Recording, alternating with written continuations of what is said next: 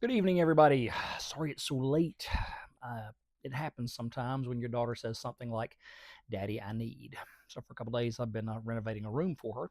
But time for me to get back to the Zach Blue reading. This is Zach Blue and the Great Space Chase, Falcon Wings. This is part one of the series. This, End of the Maelstrom, is part two. And the reason I'm reading them now is because part three is done. It's in the editing process. It should be in print in about a month. Again, I apologize for it taking so long to get it done. But I want to go ahead and start reading these for you, or continue reading these for you, so you can be caught up by the time it comes out.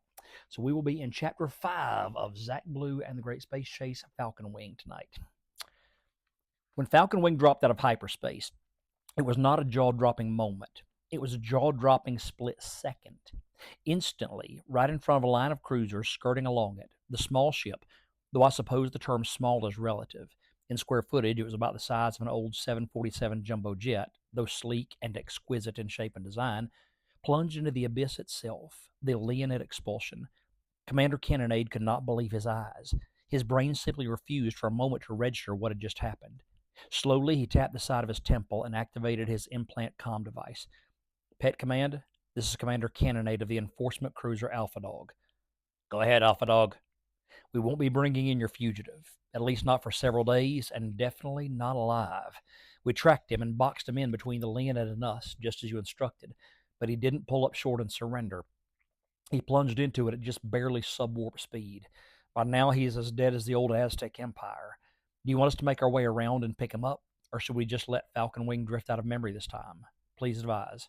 Stand by, Alpha Dog. Commander Cannonade slowly shook his head as he waited in silence. Who was this one kid that was important enough for all of this attention? And why would anyone give themselves up to certain death rather than be taken back to Earth to face what would surely be fairly mild judgment, all things considered? Alpha Dog, stand by. Pet is channeling a message through to you, a message from Planetary Command. Cannonade's heart literally skipped a beat, and his head jerked back visibly as if he'd been struck. In 30 years of being in the military, 20 of which had been in command of his own squadron, never once had he been contacted by the secretive and pretty much all-powerful Planetary Command. Nations had ceased to be generations ago, and national governments along with them. The only government most people ever had any contact with or information from was Pet. But Pet was merely the shadow of the beast. Planetary Command ruled, well, everything and everyone. It was never seen or heard from directly, but everyone knew it was there. Currently, Prime Minister Tiller Manson was the man at the top of the food chain, the unquestioned leader of the Planetary Command. And it was now his face that hovered in front of Commander Cannonade, his voice that spoke low and threateningly, so much so as if he were actually there in person. Commander Cannonade, this is Prime Minister Manson. I will give you 60 seconds to either be at top speed making your way around what the boy fool has dashed into, or those same 60 seconds to be following him into it. You may choose which of those two options you follow, but I assure you there is no third option. The clock starts now. If it reaches zero and you're not on one of those two paths, I will remotely detonate your ship with you and everyone else on it.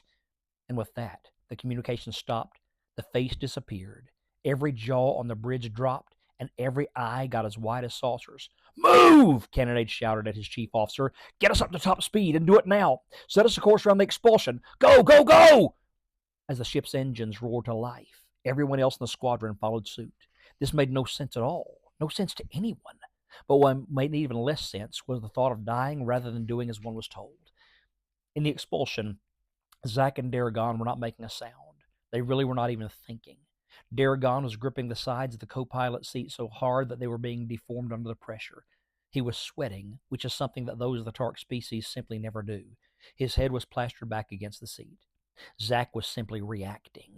The quaver rays were coming so fast and furious that his Adam's apple was up in his throat and nearly cutting off his breathing. Every movement of his hands was tiny. At no point did he move the controls more than 1/32 of an inch in any direction. If they were going to survive, he would have to go in the straightest line possible. It would be sort of like piloting through a giant tube and only moving a few feet in any direction as you did. Now picture all of that at speeds just short of hyperdrive, which would be the speed necessary to get them through and gone before the pursuit could catch up enough to track them. In short, it was impossible to survive. Yet Zack was no ordinary teenager and no ordinary pilot. Everything was utterly primal. He and the ship were doing a concerted spaceflight ballet, weaving, bobbing, dipping, rising, slowing, jerking ahead, rolling at angles, taking the concept of a roller coaster to extremes that a 21st century human would never have been able to imagine. 7 minutes and 21 seconds in, he passed Davian Desaad's mark. The only expression he gave was a muted grunt. He could not afford to lose focus. At the 20-minute mark, he was soaked to the bone with sweat, and his body was trembling, all except for his hands. Those he was willing to be as smooth as a surgeon's stroke. At 37 minutes, a quaver ray came right through the ship and just barely grazed the hair on the right side of his head. That was close. Way, way too close. At 41 minutes, he began to lose feeling in the lower half of his body, and he felt like he was going to throw up. At 44 minutes and 17 seconds, the Falcon Wing burst through the other side of the Leonid expulsion and back out into open space. Zach Blue had done the impossible. He had done what no one else would ever be able to do again. And at 44 minutes and 19 seconds, Zach Blue passed out cold and slid out of the pilot seat and down onto the floor. That is Chapter 5 of Falcon Wing, Zach Blue and the Great Space Chase, Falcon Wing. Part 3 of the series will be out shortly, The Lines of Life. God bless you. We'll see you next time.